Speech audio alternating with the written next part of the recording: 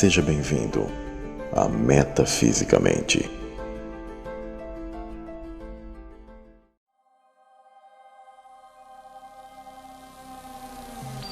Fala pessoal, aqui é o Samuel Benini e este é um dos vídeos mais importantes que eu vou estar fazendo, pois ele fala de algo que o Eterno, do qual Deus, em sua misericórdia, Ele revelou a minha pessoa, e esse é um tipo de conhecimento que, de certa maneira, sábios antigos que estudavam a cultura hebraica tinham também um conhecimento.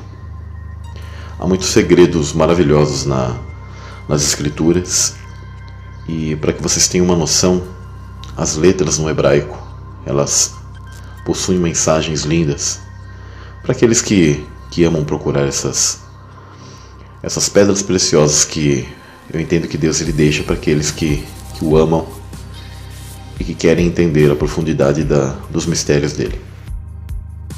Eu quero falar sobre viagens no tempo na Bíblia.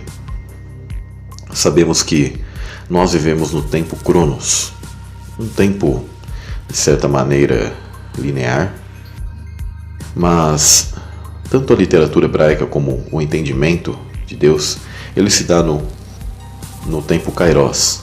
Eu chamo de Kairosfera. E nós estamos na Cronosfera. O tempo dele é atemporal. O passado, o presente e o futuro se fundem. Eles estão dispostos diante do Todo-Poderoso, de maneira que ele transita entre tudo isso. Então, como eu já disse até num outro jornal metafísico, que é esse tipo de formato de estudo que eu faço de uma maneira um pouco mais pessoal com vocês, que nós estamos dentro de um espaço-tempo, né, em que as coisas realmente ocorrem no mundo espiritual primeiramente, para que depois ocorram nesse mundo. E esse mundo, ele é como um grande programa vivo do Todo-Poderoso, para que nós possamos ter nossa interação. Então vamos começar esse estudo. Os segredos do 4, do 40, do 400 e do 4000. Existem segredos nos números bíblicos que envolvem o 4. No hebraico antigo não existiam números. Eles usam letras para descreverem os números. A letra para descrever o número 4 é o Dalet. Assim como o número 40 no hebraico é a letra Men. Após Babel, surgiram muitos idiomas e nós podemos ter a nossa letra D equivalente a esse Dalet. No grego, por exemplo, era o delta, a letra delta. Então, a gente passando a estudar o significado dessas letras na cultura israelita, a gente percebe que cada letra também possui um significado à parte. Cada letra remete a uma palavra.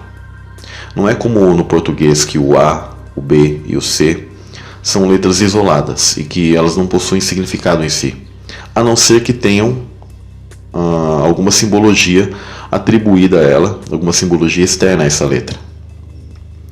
Então a letra Dalet em hebraico tem significado com porta, portão, portal. E a letra Men significa águas. O interessante é que, quando nós analisamos portal e águas e estudamos a cosmologia antiga, pois a cosmologia ela não é como a astronomia de hoje nos informa, mas ela é diferente, onde o nosso mundo foi criado em um universo aquático, dos quais os egípcios chamavam esse líquido cósmico de Nun. E nós estamos entre essas águas, as águas primordiais.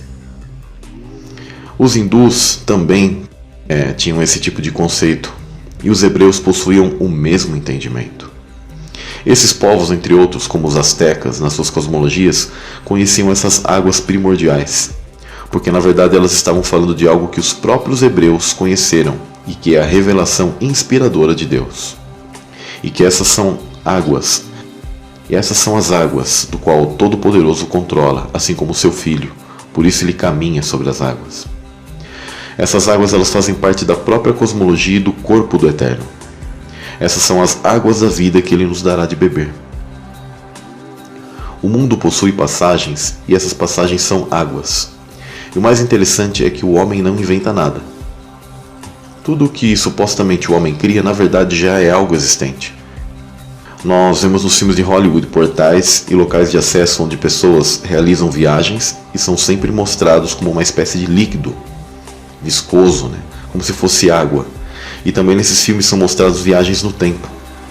As pessoas não imaginam que para Deus não existe tempo e que nós estamos para Ele tanto no passado, no presente e futuro. E Ele tem o passado, o presente e o futuro, dos quais estão inseridos em uma só aliança. A aliança é o grande símbolo da eternidade, onde o passado, o presente e o futuro se tocam. E Deus vive fora do tempo, na kairosfera, então não possuindo limites. Já nós vivemos na cronosfera, num tempo limitado.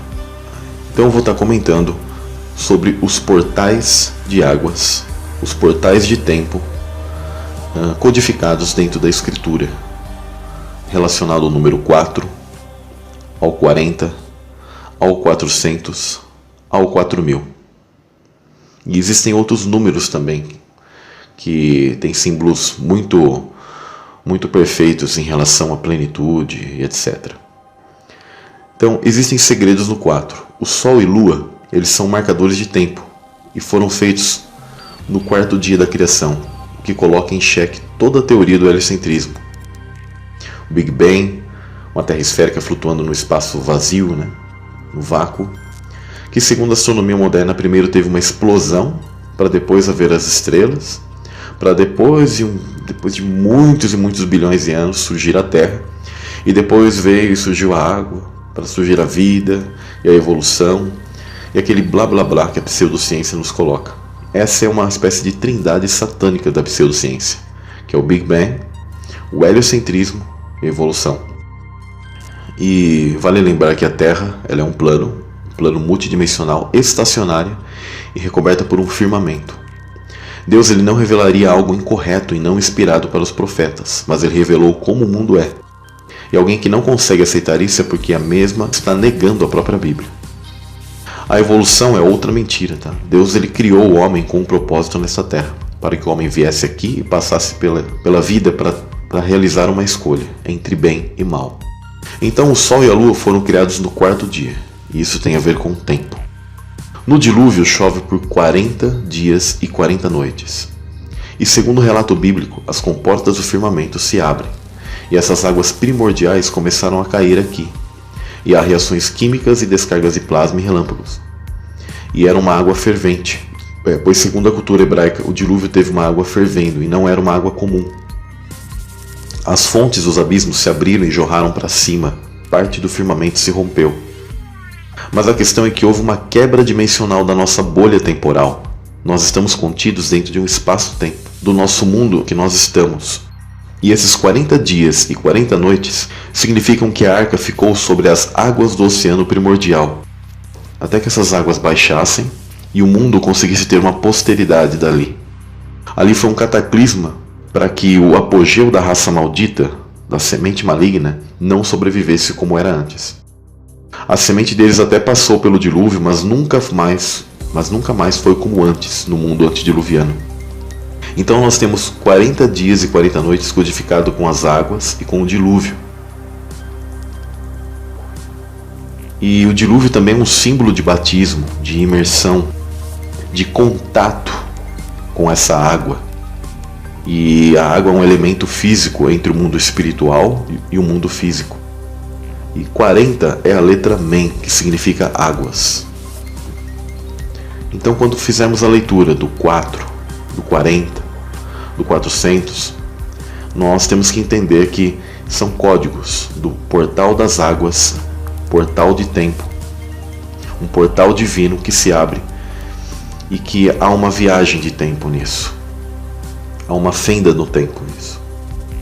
Então Deus abriu essas águas e houve uma dimensão aberta e a Arca de Noé foi protegida.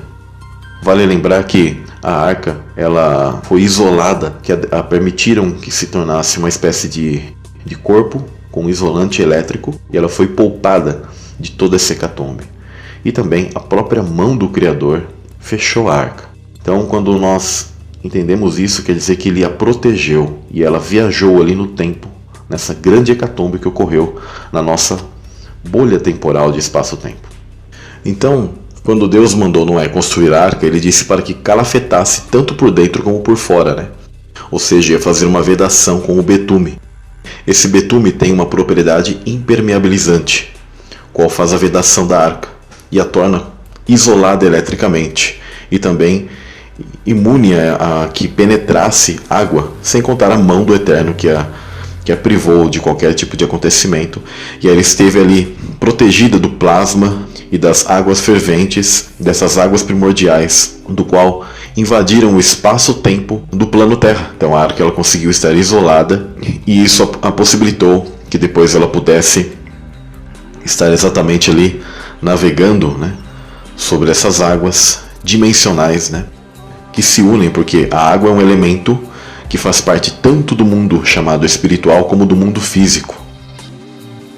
E tem toda a questão do Ararat, né? Os montes, eles são conexões, antigas conexões que fazem parte daquilo que é chamado de pilares da Terra, do qual cada anjo controla, e também está relacionado à Torre de Babel e aos 70 anjos que desceram aqui e confundiram os homens e deram línguas para eles, né? E os espalharam por toda a Terra. Então, isso poderia estar falando num próximo material, etc. Quando houveram 40 anos no deserto dos israelitas, que eles estiveram vagando, até mesmo a roupa dos hebreus não envelhecia.